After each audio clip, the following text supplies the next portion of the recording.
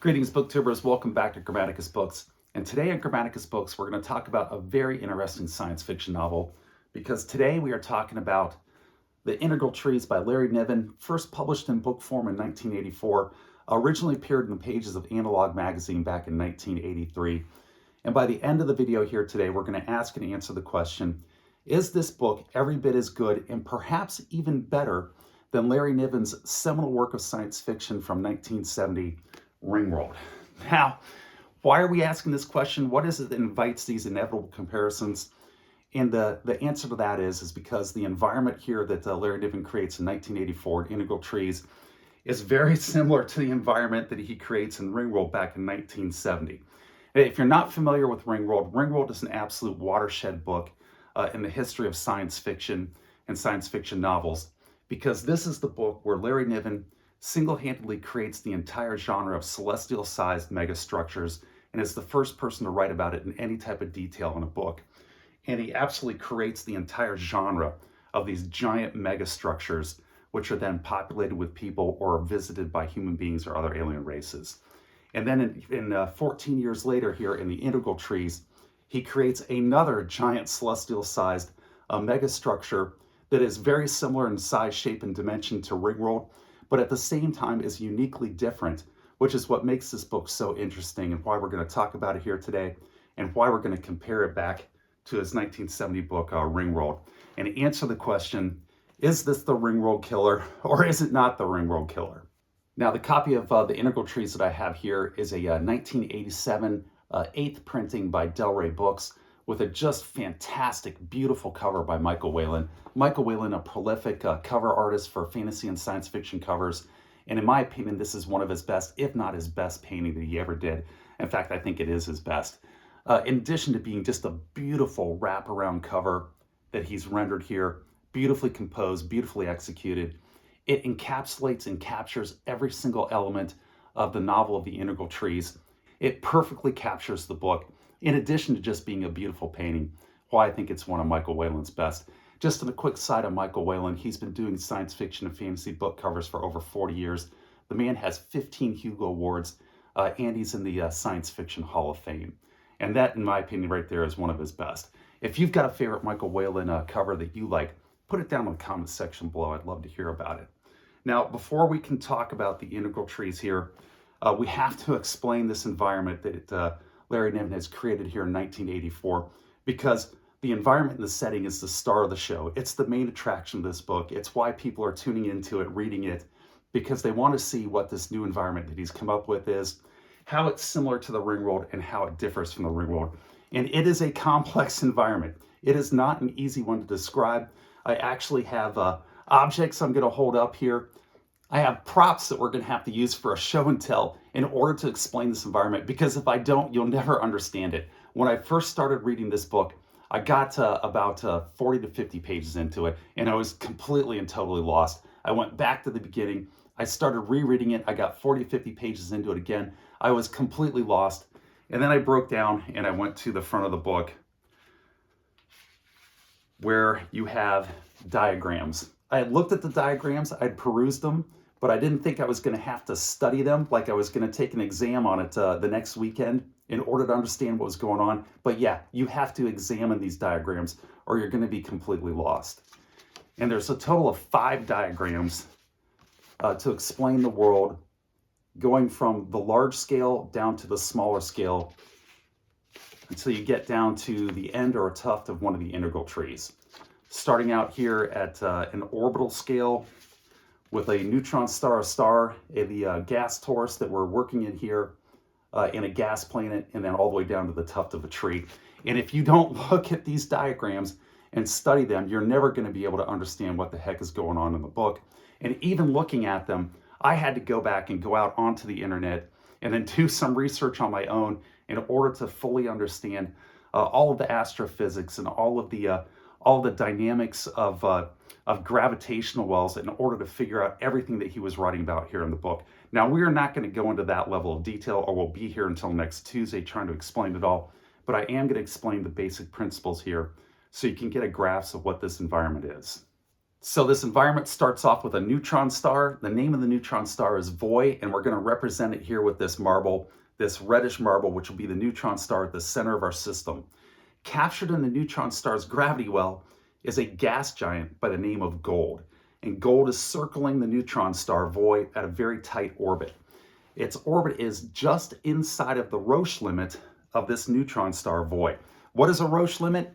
Quite simply put, the Roche limit is just a demarcation line where the gravitational forces of whatever the gravitational well of an object that's captured in, if it's inside of the Roche limit, if it's closer to this star, then this planet here will not have the ability to withstand the gravity from the neutron star, and it will break apart and form into like a ring of rocks and ice like around Saturn. Outside of the Roche limit, it will be able to maintain its structural integrity as a planet and just circle around as a planet. Inside of the Roche limit, it breaks up. Now this planet here, Gold, is just on the inside edge of the Roche limit to where it's able to maintain its structural integrity, but its gas atmosphere in this gas giant has been peeled off and has formed a giant gas torus that is now going around the outside of Voy. And this gas of this gas giant is pure oxygen, meaning this gigantic torus of gas that is now encircling this neutron star is made up of breathable, habitable O2 oxygen, and that is the environment in which the integral trees exists, right here. And this habitable environment is filled with flora and fauna. It is just exploding with a diversity of different types of animal and plants. You have floating jungles of vegetation that are moving through this gas torus in this zero-G environment, and you have giant globules of water that have coalesced together to form huge ponds and lakes that are kilometers across, that are filled with all types of amphibious life that you can look right through it from the light from Voy and see everything living inside of here. And because it is a zero-G environment, every living creature in this gas torus has the ability to fly in one way or another, because if their environment gets too close and goes outside of this habitable section of the gas torus where the O2 is dense, they need the ability to migrate to a new jungle or to a new forest or to a new pond in order to live. And in this world live human beings as well, who are not native to it. And in this environment, in addition to these jungles, in addition to these ponds, in addition to all this profusion of life, there exist the integral trees, the eponymous integral trees here from the title.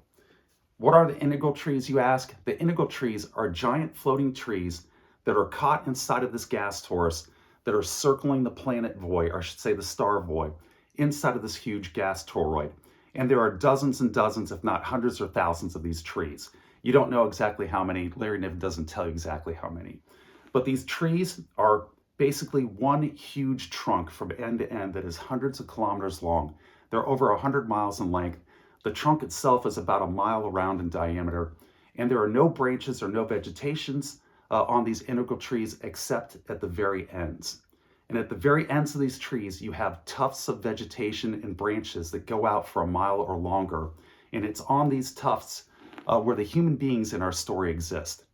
And the tufts, or I should say the integral trees, all of them are pointed, one end is always pointed at the neutron star Voy as they rotate around here in this gas toroid. They are tidally locked, with one end pointed towards Voy and the other end pointed out towards into space. And the tufts down here, they encounter winds that are going in one direction on the inside of the gas torus and are going on in another direction on the outside of the gas torus that blow the tufts in opposite directions.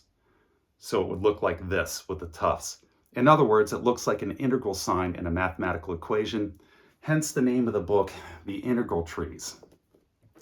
Now, this environment that we have here with the gas giant, the gas toroid, and the neutron star has all this profusion of native extraterrestrial life and vegetation, flora and fauna, and it also has human beings that are living in it, that are living primarily for the most part in the tufts of these integral trees. How did the human beings get here to this environment? Well, that is the start of the plot. So we'll go into the plot now and tell you the basic setup for the story.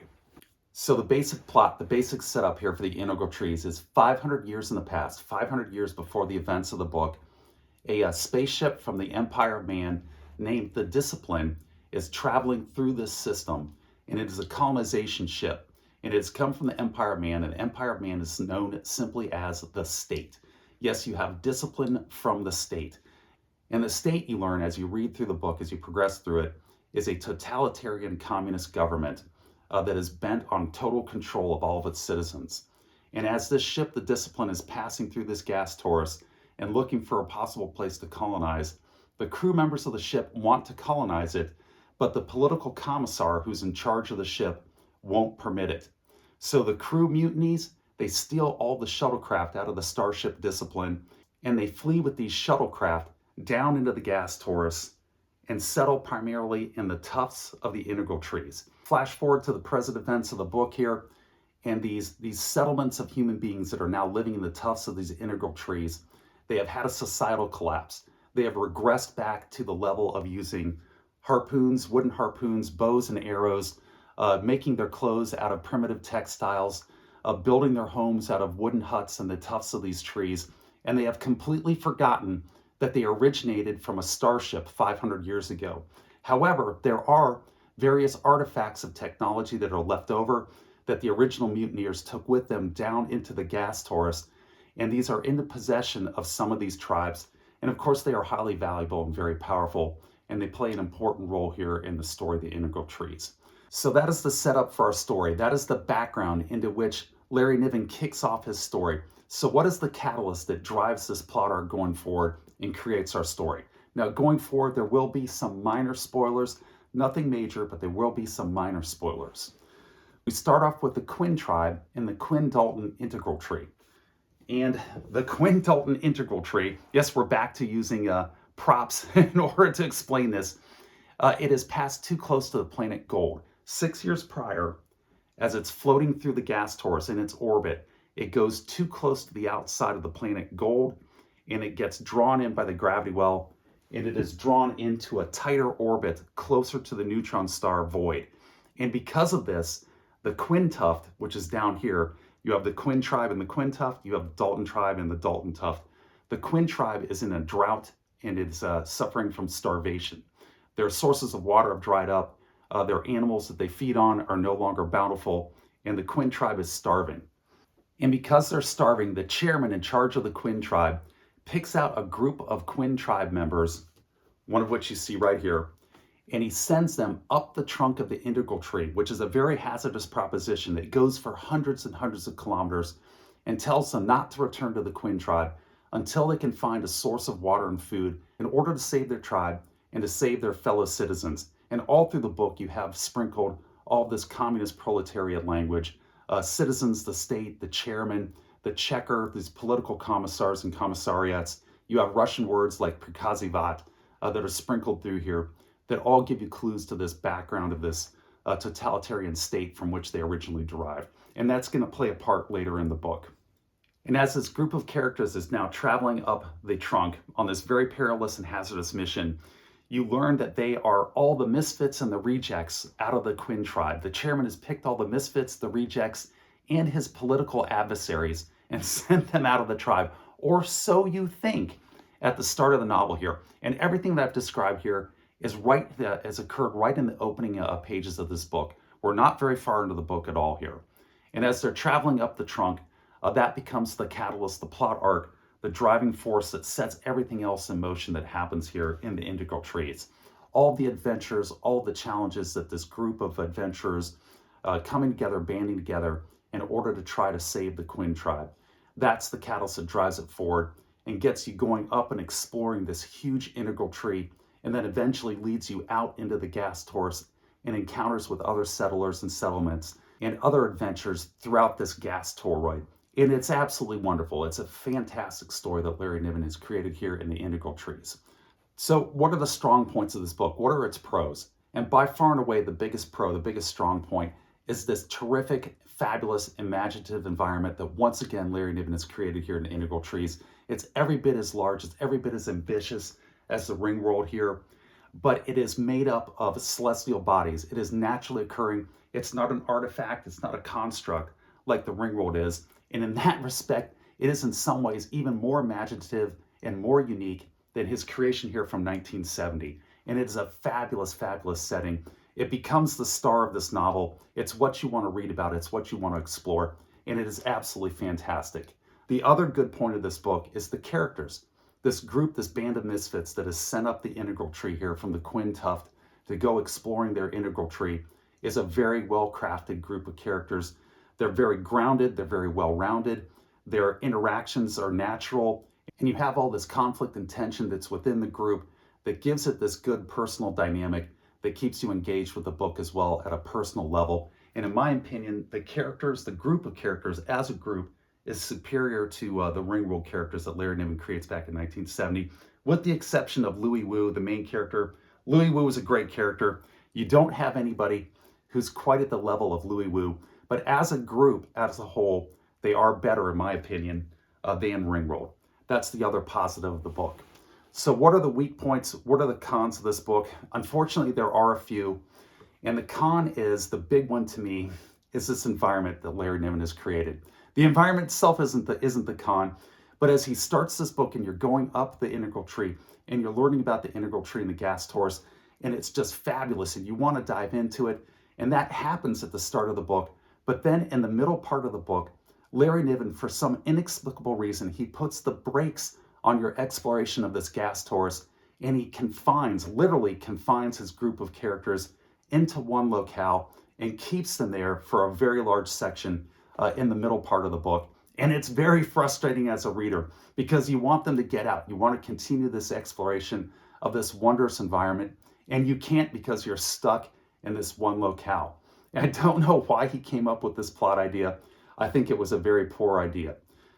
Now, towards the end of the book, towards its climatic finish, Larry Niven does break his characters out of that confinement, literally breaks them out. And once again, you're exploring in the gas torus, you're moving out into it, you're learning more of its secrets, and he brings back in the Starship Discipline from 500 years ago, and it starts to play a minor role in the novel as well. So he does recover it very well at the end. The end is very satisfying, but it's not enough. You wanted a lot more. You wanted him to take the time to spend the whole book exploring fully and thoroughly with all these fantastic and exotic plants and animals in this exotic zero-G environment, and he truncates that where he should have been spending that time here exploring it more thoroughly. Now, what's the other con of the book here? The other con is it's Larry Niven, and he can't help himself, and he's just got to put in some weird sex stuff into the book that really doesn't seem to fit, and it's just kind of gratuitous. A lot along the lines of the weird sex stuff that happens in the Ringworld series. Fortunately, there's not nearly as much of it here in the Integral Trees as there is in Ringworld. And before anybody who's read this book and goes down and starts trying to flame me in the comments section, I am not talking about the transgenderism or the homosexuality themes that he puts in here. Those actually make very good sense. They fit very well contextually within the social dynamics that he's set up here in the book. That is not what I'm talking about. There is other weird sex stuff in here that just seems gratuitous, and I could have done without it. And that's my other knock on the book here, my other slight knock on it. So what is my verdict here on the Integral Trees? What's my overall conclusion with this book here by Larry Niven from 1984? It is a very good science fiction novel. This new, unique environment that he's created here with the gas torus that's circling the neutron star Void, it's wonderful, it's fantastic, it's imaginative, and it keeps you in here and engaged in the book, even though he spends a lot of the center of the book with his characters confined into one locale. It is still a very entertaining read. If you enjoyed Ringworld, the original Ringworld novel by Larry Niven, you're going to like this book, and I do recommend it. I would give it a solid 8 or an 8.5 out of 10. Now, is it better than Ringworld? Is it a Ringworld killer? Well, no. This book over here is a 9.5, maybe a 10. It's absolutely a 9.5. It does have some minor flaws, but this is just an absolute seminal book in science fiction with fantastic setting and really interesting characters. And while this book is very good, it is not a Ringworld killer, but it is a Ringworld challenger. It is a worthy challenger to the throne of Ringworld, but it can't quite dethrone the king over here from 1970 with this genre-creating just watershed book. And that's my review here. That's my conclusion on the Integral Trees. That's how I stack it up against Ringworld. If you've read both Ringworld and the Integral Trees, or one or the other, I would love to hear what your guys' opinions are on these two books. Put it down in the comment section below. And with that, I'm going to wrap this one up, and I'm going to say take care, be safe, and I will catch you guys next time.